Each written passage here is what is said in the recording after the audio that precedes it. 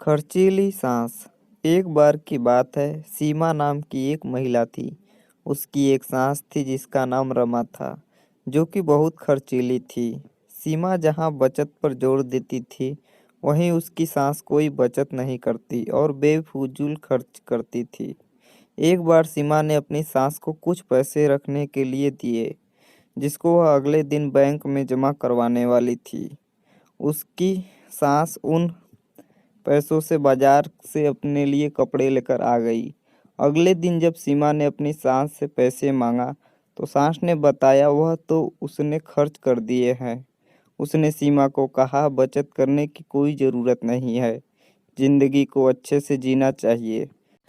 सीमा अपनी सास को बेफिजूल घर की लाइट जलाने से मना करती थी, जो कि उसकी सास को बिल्कुल पसंद नहीं था। वह इन बातों पर अपनी बहू सीमा को डांट देती थी। इसके बाद सीमा ने भी निर्णय कर लिया कि वह अपनी सास को रोकेगी नहीं। सीमा ने इसके बाद अपनी सास के कमरे का बल्ब लाकर बदल दिया।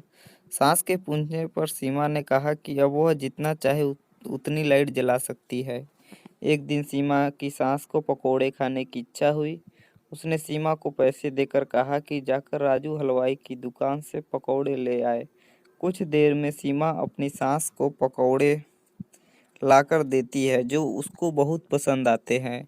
इसी तरह दिन बीते जा रहे थे और सीमा ने अपनी सास को फिजूल खर्ची पर टोकना बंद कर दिया था। एक दिन सीमा की सास बीमार हो गई। उसको जब हॉस्पिटल में भर्ती कराया तो डॉक्टर ने एक बड़ी बीमारी बताकर शहर के हॉस्पिटल में रेफर करने को कहा। जब सीमा के पति ने डॉक्टर से इसका खर्च पूछा तो डॉक्टर ने 2 लाख बताया।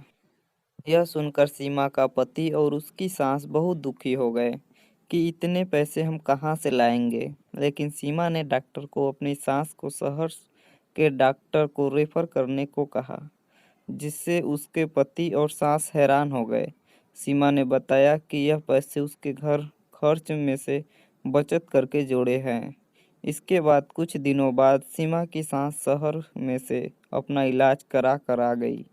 अब वह पूरी तरह से स्वस्थ थी। उसने आकर सीमा से पूछा कि तूने इतने पैसे कैसे जोड़े?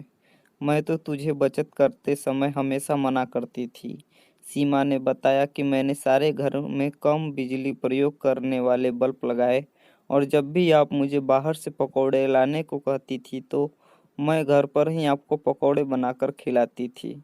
उसने सीमा की बहुत तारीफ की और खुद भी आगे से पैसे बचाने का निर्णय लिया।